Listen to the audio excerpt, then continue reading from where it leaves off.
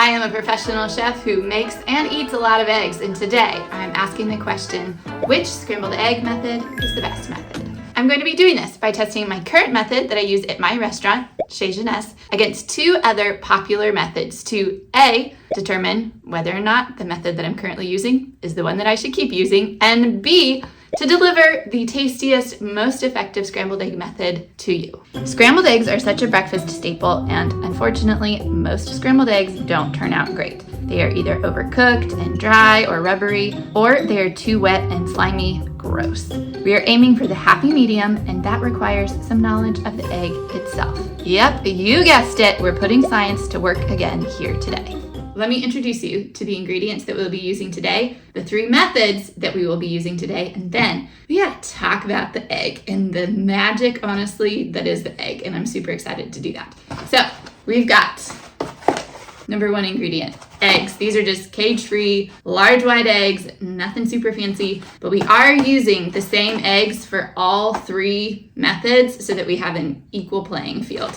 I've got some pan spray, I've got some butter, I've got some milk, I've got salt and pepper.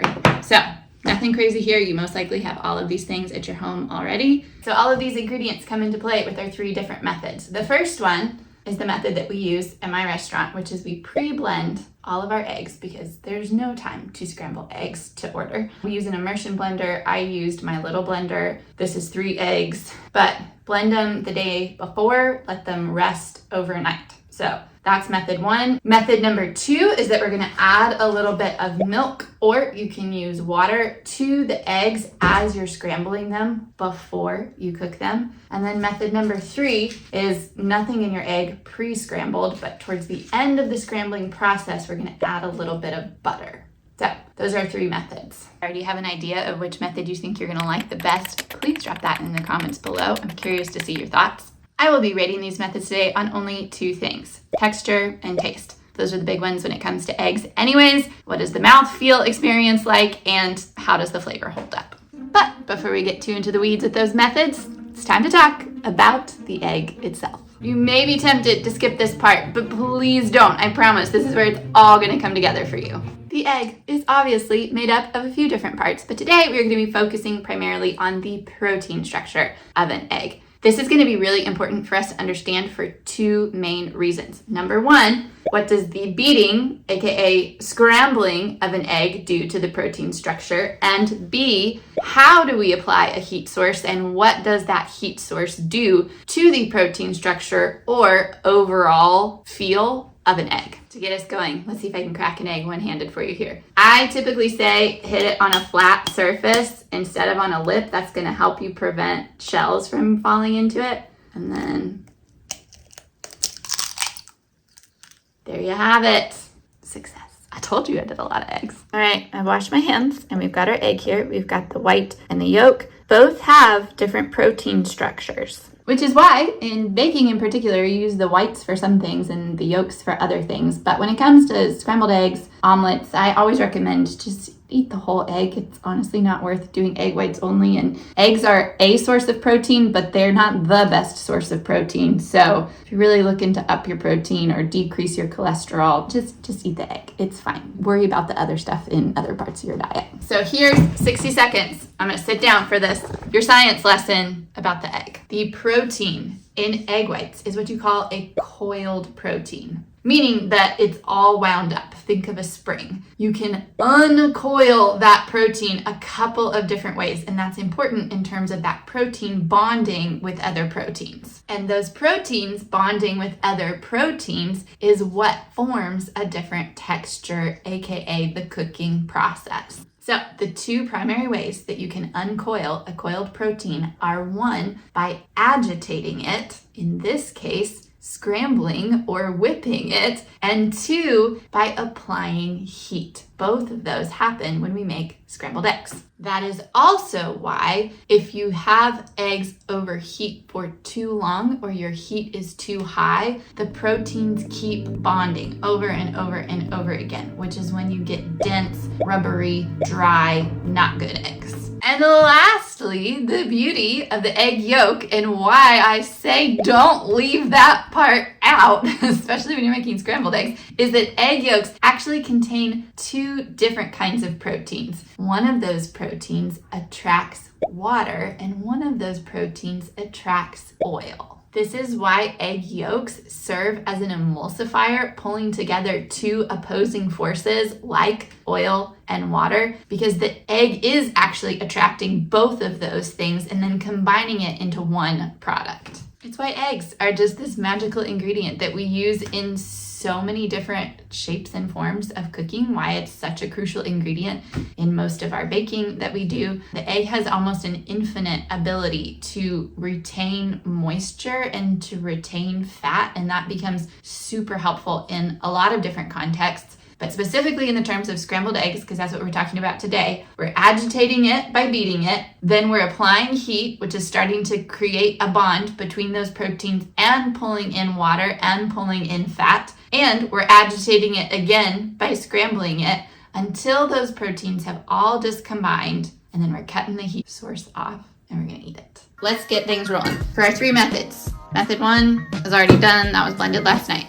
This is an egg that didn't turn out as well when I cracked it by hand the first time. We're gonna add the one that did turn out better into that bowl and then crack 2 more into this bowl. One of these we're gonna scramble just as is, and then the other one we're gonna add a splash of milk to, or if you prefer, you could add a splash of water. When I use the whisk, you can't really show it to you without totally pouring it out, which I did that in my last video. I'm going in a circular motion. Some people like to do figure 8, but I feel like this whips the most air in the best. So there's option 1. We're just looking for a few air bubbles, for it to be a little bit lighter in color, to be a little bit frothy, but we're not trying to whip too much air into this. This is not meringue territory, this is scrambled eggs. Now it's time for the second bowl. Time for a splash of milk. My thought is, why want water when you can have milk? That's what I mean by a splash. So like maybe a teaspoon. Mix it back in. Can I say why want water when you can have milk? Because there's already some fat in the milk, which is just gonna make it better. Fat equals flavor. When you take the fat out of something, you also remove the flavor, and that creates a whole host of other problems. So we don't have time to go into the science of all of that today, but don't be afraid of fat. It is okay, and it makes things taste so much better. I'm turning on my stove. Electric is honestly not ideal for eggs or for anything. I'm gonna go on like a 3.5 to see how warm it gets. And I say it's not ideal because it's very hard to regulate the heat with electric. It gets hot, then it's hard to cool it down quickly. Gas is much more direct, which is why I like it. We've got spatula, pan spray. We're doing method 1 first. Blended eggs and salt and pepper. Okay, we're gonna test it out with the water droplet method. It should dance and kind of bubble immediately if it's ready. That's close, but it's not really beating up yet, so I'm gonna leave it 1 more second. So I'm gonna go ahead and spray. I'm starting to run out of spray. We're on the last legs here. There we go. My eggs. See, I could have let it get a little hotter. I should have let it get a little hotter. I want to see it kind of immediately start to cook around the edges, which this is, but ideally there's a little bit of a noise that's gonna follow that, which I'm not getting. But I'm gonna go ahead and sprinkle in a little bit of salt and a little bit of pepper. For me, I want to see some cooking start to happen before I really start to scramble. So we're gonna do a little bit of gentle. I don't want them to be brown. I don't want to overdo it. So I'm being mindful of the heat there.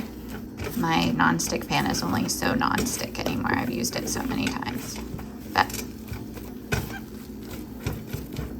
we're getting some okay scrambling action in here. No browning, it's cooked. We still got some large pieces. So I'm gonna say that's done. Here we go. Now this was 3 eggs and the other ones I only did 2 eggs, but they are still the same eggs, so they should taste just fine. Method number 1. This is what we got. Time to taste test. If I'm being perfectly honest, I don't eat scrambled eggs plain very much. I like them with cheese, but yep. Yeah, it's a scrambled egg. I don't know. There's nothing mind-blowing about it, but I also make and eat a lot of scrambled eggs. So these are very good. It's what I would expect from a scrambled egg made by myself. I wouldn't say high on flavor. Most of the flavor's from the salt, which makes sense because it's only eggs and salt and pepper, and there was nothing special about these eggs. Texture is good, not rubbery. It's light, it's still moist. There's some nice air built into it, but it's not super airy. These are a little bit denser, I think, because they've been resting all night, so.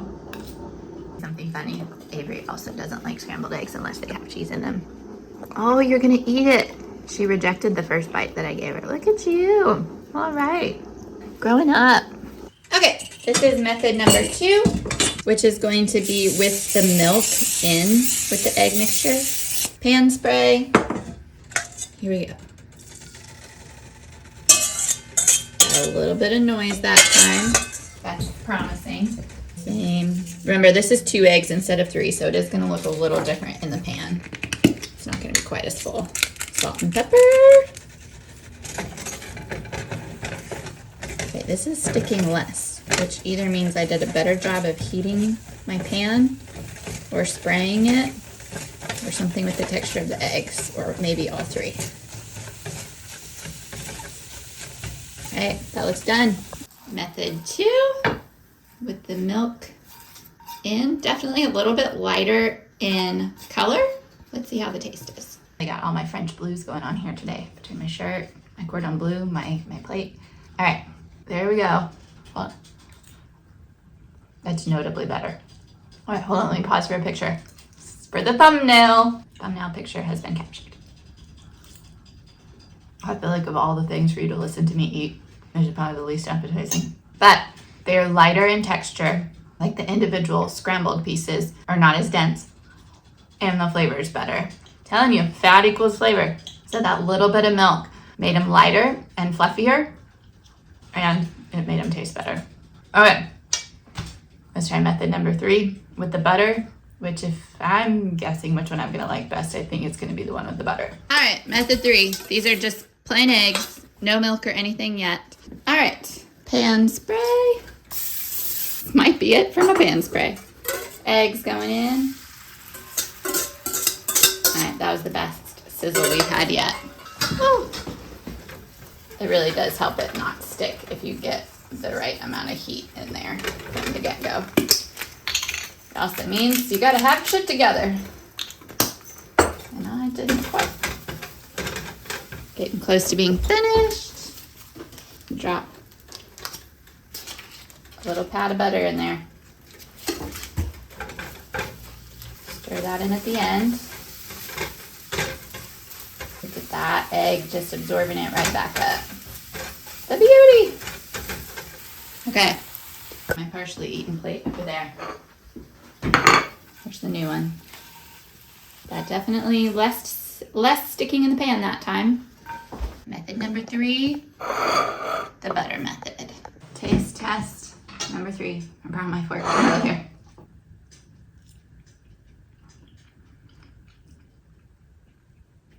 Actually, I think I like the second one the best. I was thinking that the butter would be my favorite, but I think I actually like the milk better than the butter.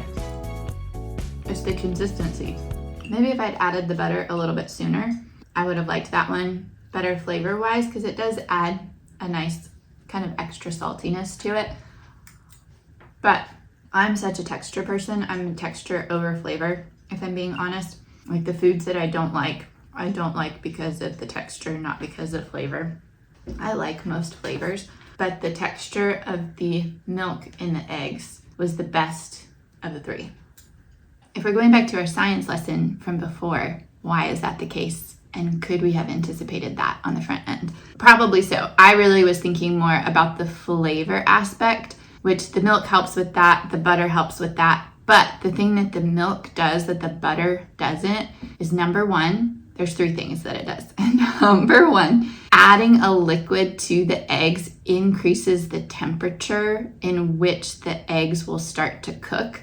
So it actually slows down the cooking process a little bit, which helps in terms of the coagulation of the egg. Number 2, the liquid helps add some steam, which then creates some air pockets in the eggs as you're scrambling them. And number 3, the fat actually coats some of those proteins, keeping them from bonding too tightly together, which is again what we were talking when those proteins uncoil and then they start to heat and then they bond together. They can get really dense if they heat up too quickly or if there's not enough barriers that would break them from bonding tightly, which is what the milk does. It kind of creates as a little bit of a buffer so that those proteins are coming together, but they're not coming together. Method number 2, the milk, would be my chef-tested method that I would recommend for scrambled eggs. Will I be doing that at my restaurant? No, I won't be, unfortunately. And for one reason only, which is we have allergies and preferences. Not everybody can have dairy. When you've already mixed it in, it complicates things in terms of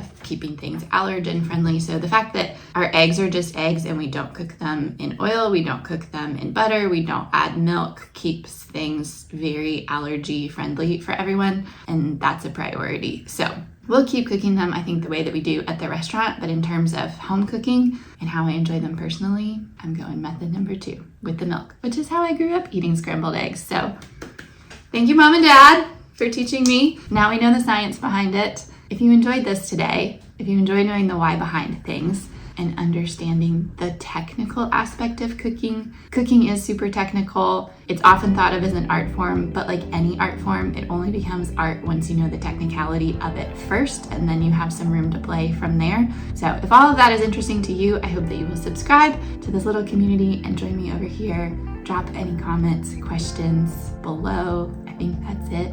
See you later.